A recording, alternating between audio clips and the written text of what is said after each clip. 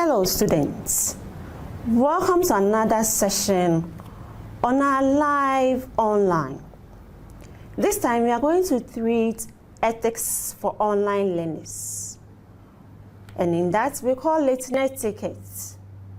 Netiquette refers to what we consider as appropriate behavior when using an online platform for academic activities. Now, given that we are all different and we all learn differently, working in groups, sometimes there are some challenges that we have to overcome. Now, what are some of the possible sources of group conflict? What if within your group, someone makes a racist, stereotyping, or sexist comment? What will you do? What if someone in your group does not participate in group discussion, but expects to get the same group grade? What if the weaver, that is, the one who coordinated in producing the group report, does not include your name or your contribution into the final output? What will you do? Will you abandon the course? Of course, no, you won't do that. So, will you abandon the course? No, because there are so many advantages of communicating online. Now, let's look at these advantages.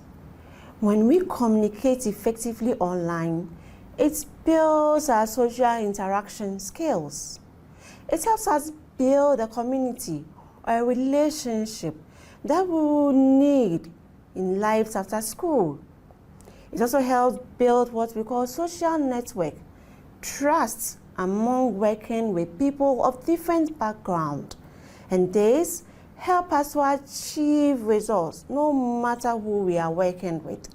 So online communication is very important.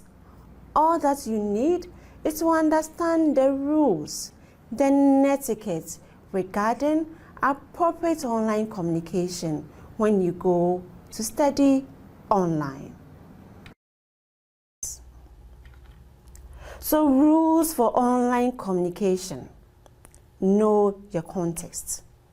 By knowing your context, we are saying that as soon as you begin working in groups on the online platform, remember to introduce yourself. It could be your research interest. It could be where you are working. Anything interesting about yourself, just to get the members settled to begin working. Remember, culture always influences our communication styles. So be open and ask questions in the group. Avoid assumptions. As a student, your tone matters. So remember to use the right tone when you are typing in your comments into the space. And always familiarize yourselves about the group policy, appropriate use of technology. Now, when you are communicating with your friends, we are saying that remember the human aspects. We all come with different personalities, but remember that there's always a person behind the words that you text. So never make judgments about your friends or colleagues within your group. Always check your tone before you click on the submit button. Respond to people using their names. That will help you to show respect to your friends. Now, gender and culture play a role in how we communicate. So when you use my name, I'll feel much respected by using, say, girl, no, boy, no, no. Use my name to show respect. One way that we show respect is by participating in whatever discussion that is going on. Don't go messing within your group only to show up at the deadline stage. That will be very painful.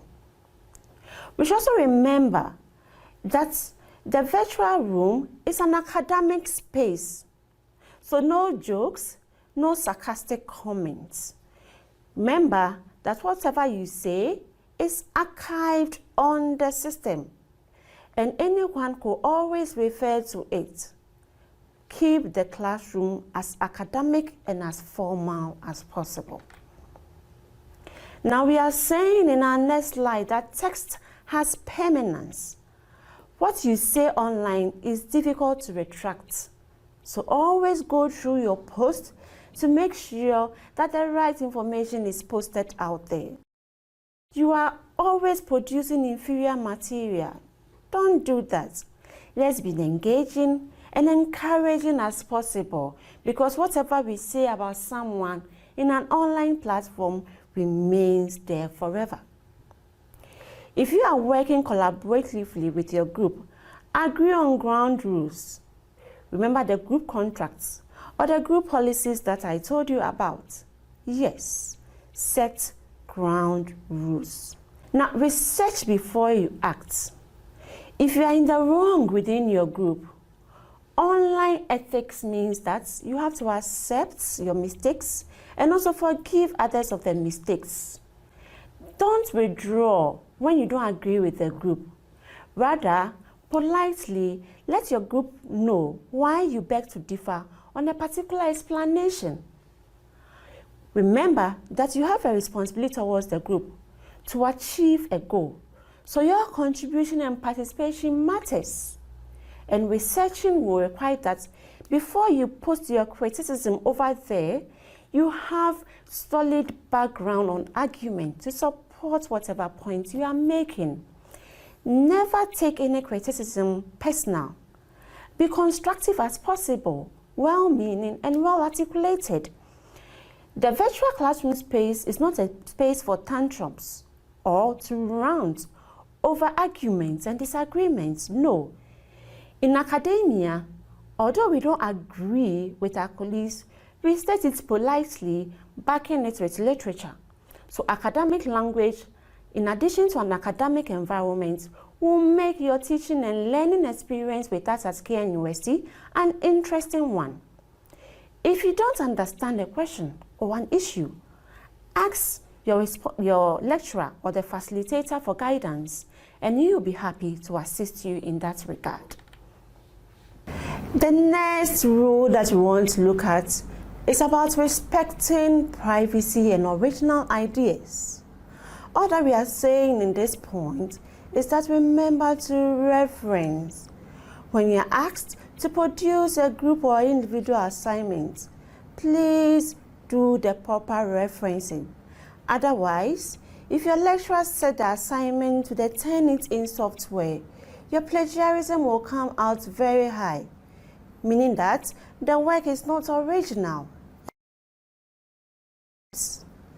When you are communicating with your friends online also, you can attach whichever document that you have read so that others can also be privy to whatever information there is. Before I conclude this lecture, I want us to look at some do's and don'ts when we are having lecture live. Now, remember, before you join a live lecture with your lecturer via Zoom or via the big blue button, do not eat. Also, always remember to put your mic on mute so that background information from your end does not interfere with the lecture. If you have the question, you can prompt the lecturer by typing your question in the notes section. Your lecturer will then ask you to unmute and ask your question. If you have a contribution, don't intercept the lecturer whilst he's teaching. Prompt him by a text and he will ask you to unmute and ask your question. At the background, don't multitask. Otherwise, you lose focus and attention on the live lecture that the lecturer is presenting. Do not join a live section only to leave in few minutes. Also, do not share your password with friends or request your friends to do an assignment on your behalf. That would be very, very wrong, and you could be penalized for that.